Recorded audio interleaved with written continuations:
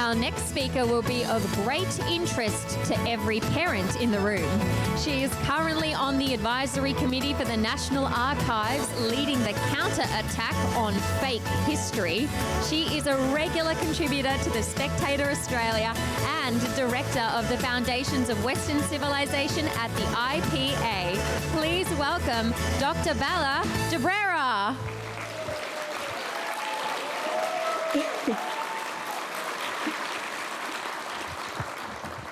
Hello, good afternoon, everyone. Good afternoon, ladies and gentlemen. It is an absolute pleasure to be here. Now, I don't have much time, so I'm going to cut to the chase, or as they say, or as we say in Australia, I'm not going to beat around the bush.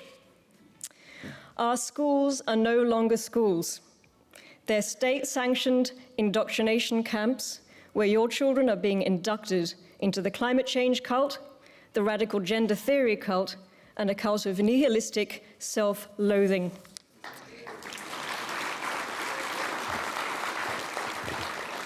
And we've had enough. We've actually had enough. They're being indoctrinated through the national curriculum. Now, it's been around for a long time. This document is thousands of pages long. It dictates what every Australian child should know at school. It tells them that Australia is a racist country and that nothing has happened since 1788 that has been remotely positive or good. It tells them when the British colonizers invaded Australia in the First Fleet, somehow, convicts, they stole the land from the Indigenous people. And while it's not in the curriculum, I regularly get stories told to me from very concerned parents, and I've had it told to me from a number of parents that their 4-year-olds are coming home from school saying, "Mummy, white people are bad because they stole black people's babies." These are 4-year-olds. This is what their teachers are telling them at school. Now, amazingly, this week, Albanese said that he wants to ramp up this black armband version of history. He complained that Australian children are not being taught about, and I quote, "atrocities committed by people of British descent upon Indigenous people." So for me, it's clear that the Prime Minister hasn't read the history syllabus of the national curriculum. First of all, if he'd had read it, he'd know that the education bureaucrats have now told us that to use the word Indigenous or Aboriginal is now verboten. We now have to use the terms First Nations Australians or Australians First Nations peoples. Do try and keep up, Albo. If he had read the curriculum, he would also know that when it comes to Australian history, all children know about is invasion, dispossession, and genocide. And it starts very early on. I don't want to read too much out of the curriculum, but I thought I'd read you a couple of examples. So, Year 3 history, they're not very old, but this is what they're being taught. They're being taught that, and I quote, "some First Nations Australians regard Australia Day as Invasion Day."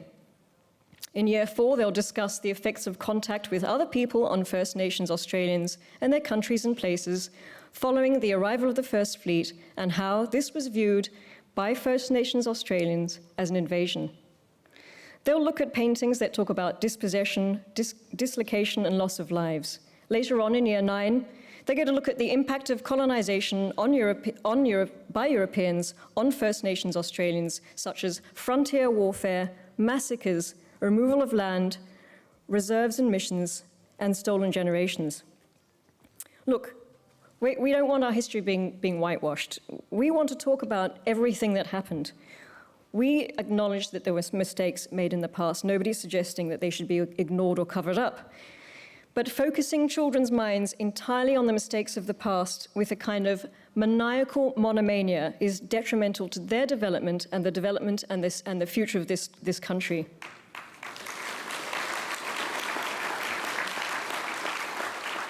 We have to stop being surprised that younger Australians are ashamed of being Australian. We have to stop being surprised that they don't want to celebrate Australia Day, and they don't even want to do something as simple as wave an Australian flag. Children are impressionable, and if you tell them over and over again that this country is evil, they're going to believe you. Earlier this year, the IPA commissioned a poll, and we asked the question, if Australia was in the same position as Ukraine is now, would you stay and fight, or would you leave the country?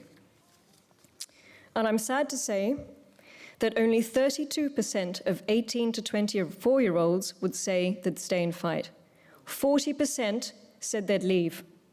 And remember, this is fighting age. These are fighting age people. These are the people that you would need to be defending the country. It's only marginally better with those who are a little bit older. From the 25 to the 34-year-old brackets, 35% said they'd stay and fight, 38% said they'd flee the country.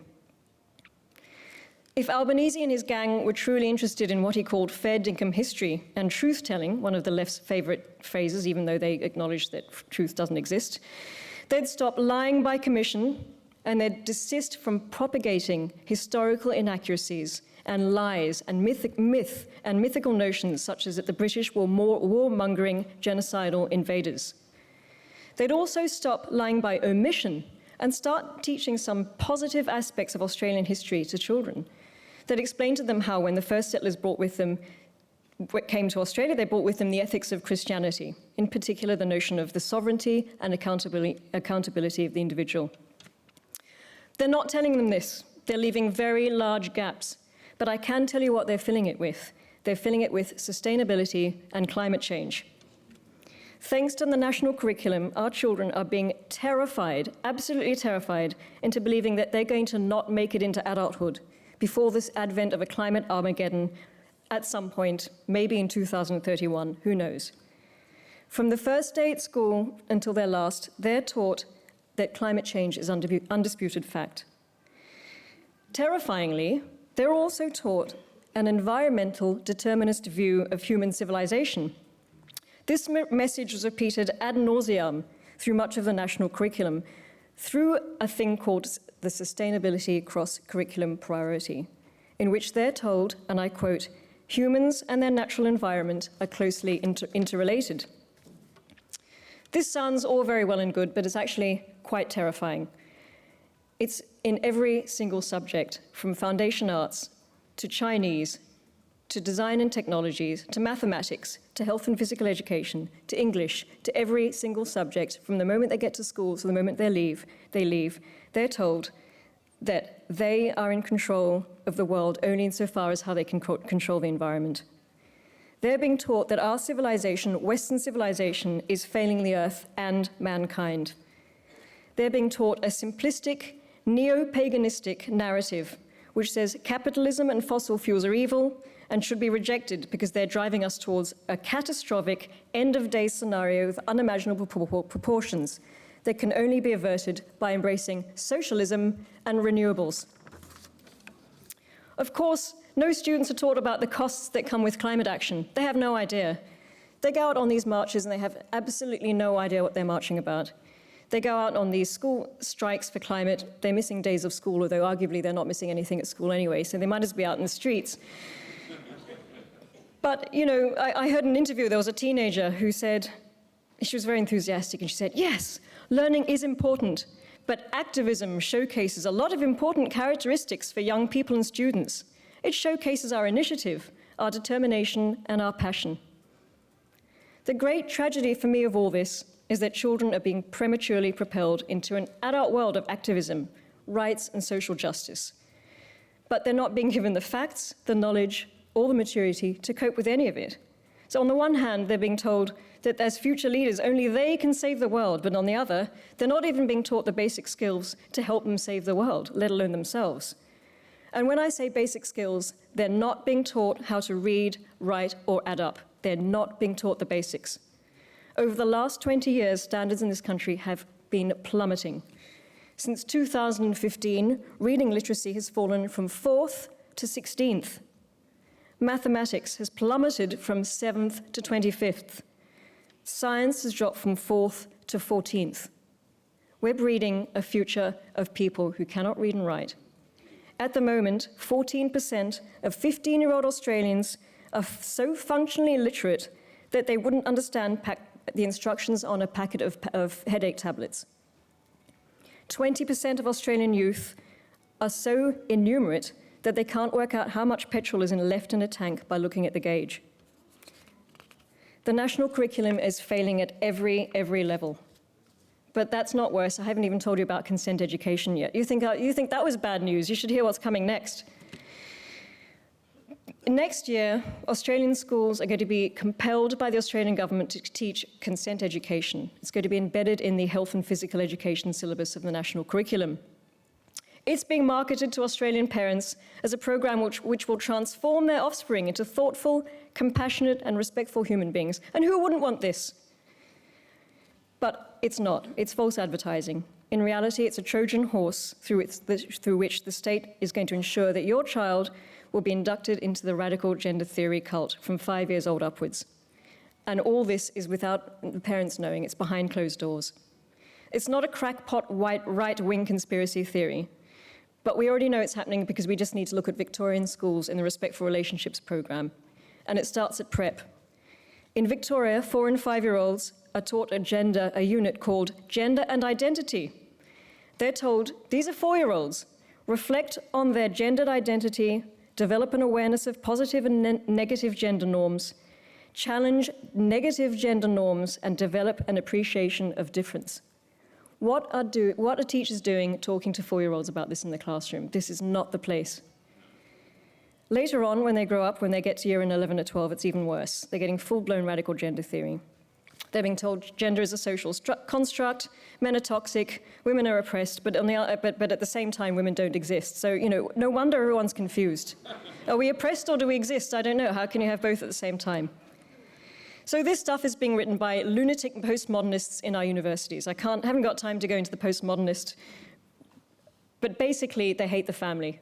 They hate men, they hate the family, they hate the family structure. They want the state to be in control of the child, and at the moment the state is in control of the child. As I said, as I was going to say at the beginning of this speech, classrooms are a battleground. This is why we need to fight, and at the IPA we're moving from critique and we're moving into action. I've just started a new organization, a new program called Class Action. It's time for us to roll up our sleeves and get our hands dirty in the culture wars. Conservatives have been cowards for far too long. Traditionally, we're good at identifying important issues and raising awareness, but then we say, there's a problem over there, and everyone goes, yes, it's a problem, and everyone walks away, and the problem gets even worse. But we're not going to do that anymore. We're taking a leaf out of the US. We're putting the power back into the hands of parents. Because there is hope.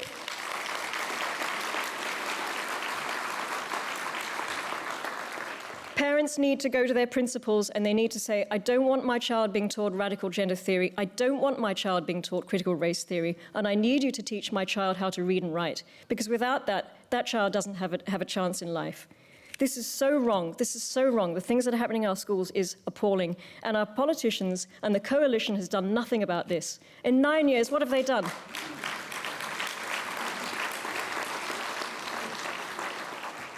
So I'm not sure how much time I have left because I'm looking at the clock and it says 0. I think I've run out of time. I could go on forever about this, but I won't. But I do encourage you to talk to my colleagues, if you haven't already, at the IPA table. They'll tell you more about class action. We're writing new curricula. They're going to be free of identity politics, free of radical gender theory.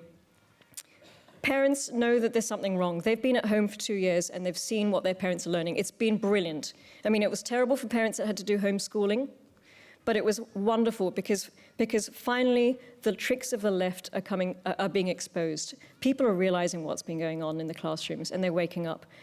A couple of years ago, some school children at a high school in Melbourne were told to stand up because they were white, Christian and male. And they were shamed. What parent wants this happening to their child at school? But this is what's going on.